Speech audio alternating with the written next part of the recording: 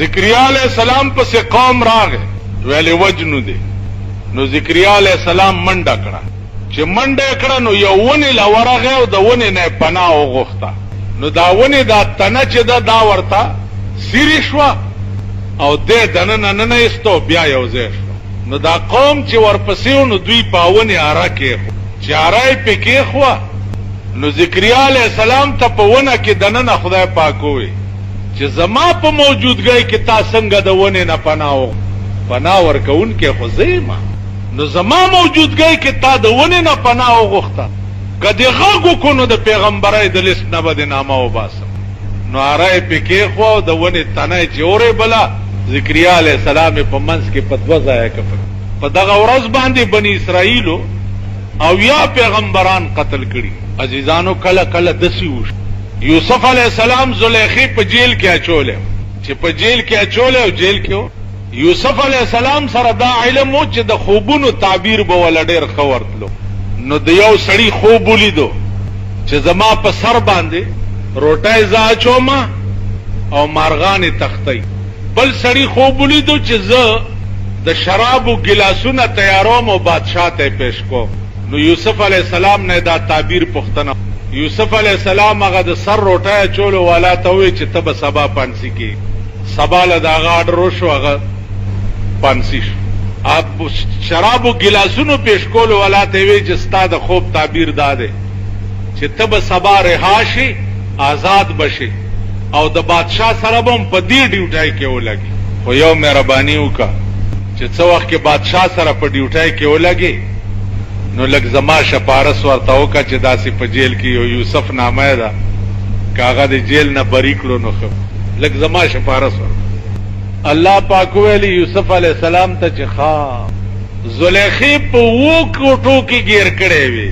په 2 کوټو کې، او درته وی چې څنګه چل کې. نو په هغه وخت کې چې اسمان ته وکته او زما امداد دی وغوښته نو د 2 کوټو قلفونه مې مات کړه او دروازې مې درته لرې کړې او ته مې اخلاص کړ. اوس په یو کوټه کې ګیرې نو دی قیدي ته دی ویل چې زما شپارس بادشاه ته وکړه. ښه ده نه به وځې اوس. نو سبا له ورپسې آډر یوسف علیہ السلام پسې راغی جیل ته چې ستا قید چې دی هغه 12 کاله شو. تاسو خیال نو عرض مې دا و چې د مقربینو دومره غوندې ادا چې دا هغه م الله نه برداشت کوي، دومره چې ستا اړه کې بغیر زمانه بل څوک راغو. ولې اړه کې د بل څوک ولې راغو؟ یم خو زه چې دار چاپړه کې به یم. مولانا روم وایي که نه وای بخدا کے سینہ امرا، بخدا کے سینہ امرا، بشگاف جان بیرون کن کہ درون خانہ تو دیگر چیکار دارد. بخدا کے سینہ امرا، بشگاف جان بیرون کن کہ درون خانہ تو دیگر چیکار دارد. بخدای قسم سینہ میں اوشلوا، زړه میں بار راو باسا، بیا میں زړه سیرے کا دننه د زړه نقطه چې د پاغې کې وګورا. اے الله زما زړه خو ستا کور دی، نو ستا کور کې د بلچا سکار دی چې ورته دننه راشي.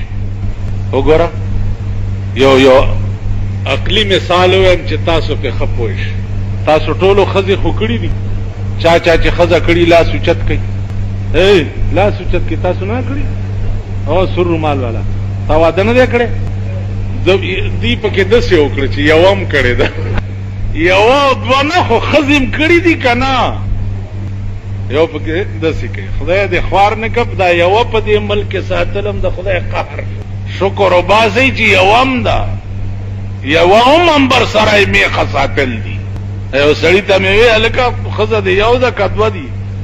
ویلې د یو نه په اور کې پروت یم ته لا دوه کې راته. ښځه هم کړې ده. نو ښځه ستا ښځه ده، ستا ښځه ده، ستا ښځه ده او ته د هغې خاوند. کته کور ترالی او دی خزی سره دی پردی سړی ناستو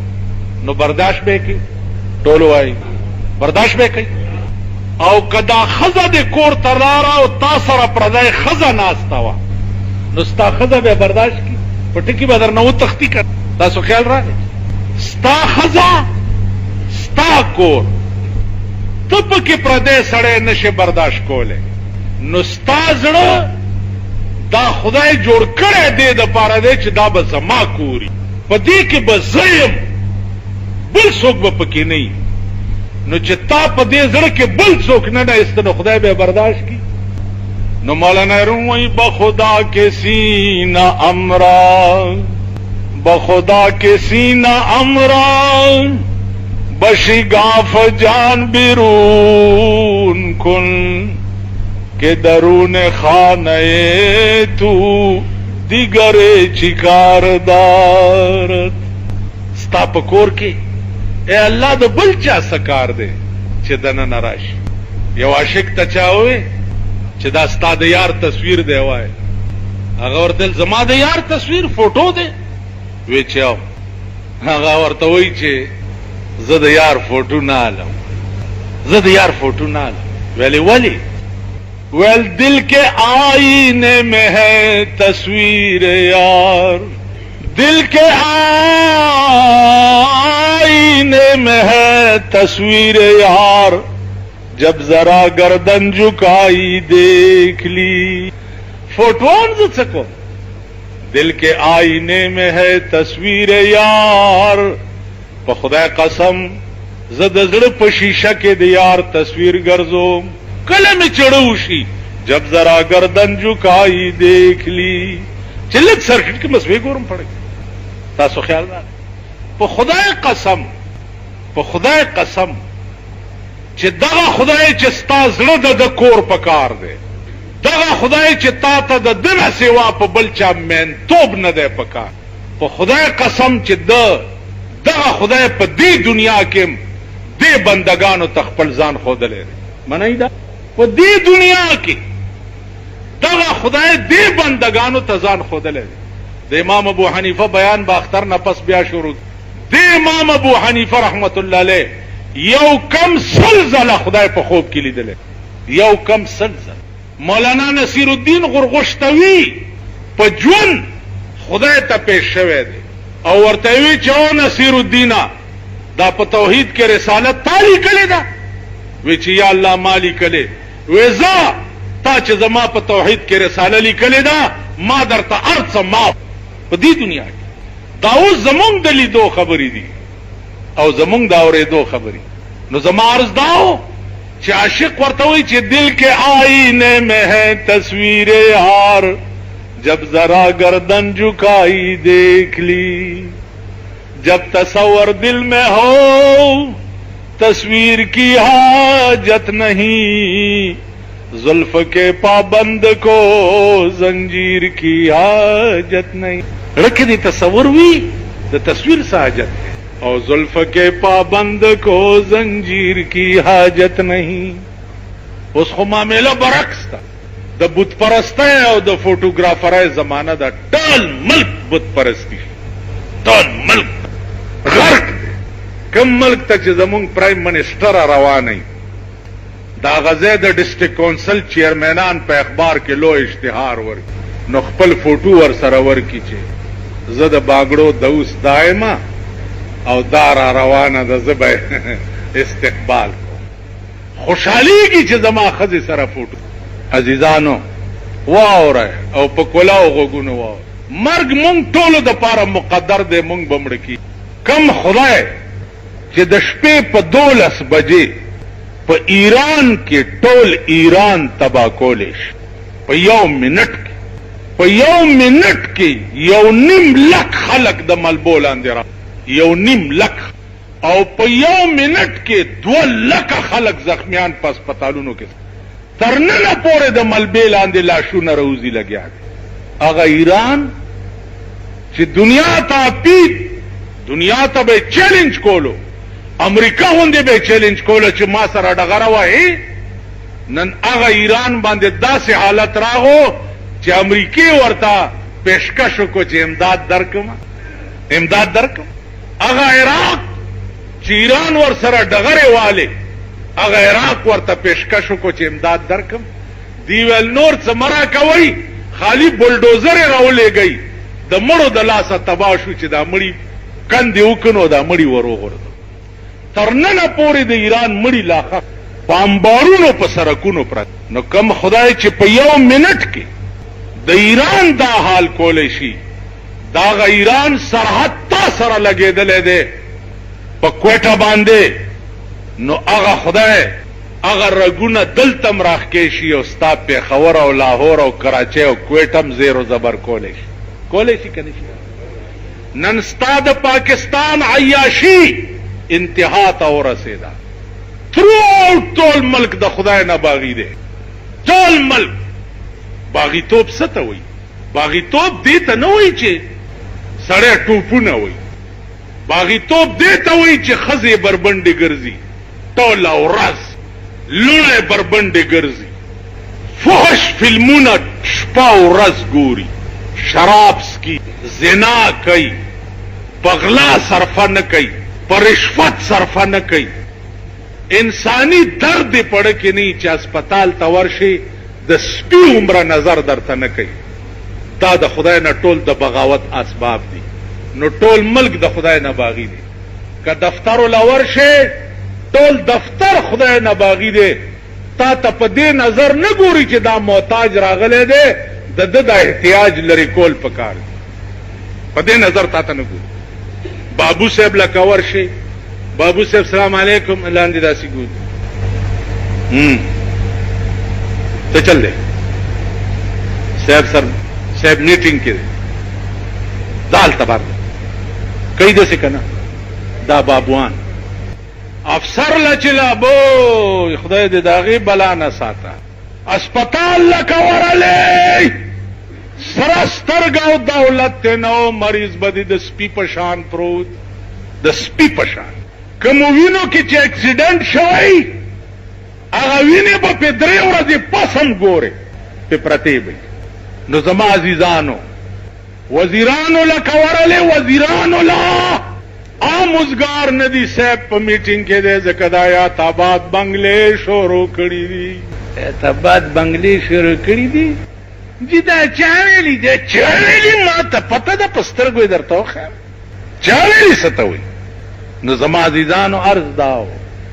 چې انسانی درد او همدردی دا مونږ نه ووته نو ټول ملک د خدای نه باغی دی چې باغی دی نو د ګړچ انتظار کوئ چار کله یو ګړچ خدای دله درکړو اوس ما خو خپله نه دي کتلي خو خلق راته وایي چې د ټي وي باندې د هغې فوټوان راځي دا ښځې دا چل کوي های های های های دغسې به ستاسو ښځې م کوي های های های تماشې به د ځان نو دې وجې نه په قربانو نه خلاصېږئ ګډان هم واغسته او که میخو کې م واغسته خبره د دیانت او د ایمان ده او خبره د انسانی همدردی ده او د انسانی درد ده نن د ملک نه انسانی درد وته دی نو الله دې امان راکړي او خدای دې رحم کوي او خدای دې د ملک کې په صحیح معنو کې دین پیدا کړي کینی دا به تباه شي دا به غرق شي که ایران غوندې سره دا عمل خدای کولی شي نو دا عمل خدای که روس غوندې سره دا عمل خدای کولی شي که چین غوندې سره دا عمل خدای کولی شي که امریکې غوندې کې زلزلې خدای راولي او زرګونه پې تباه کولی شي نو پاکستان باندې م راوستی شي نو خدای ته رجوع شي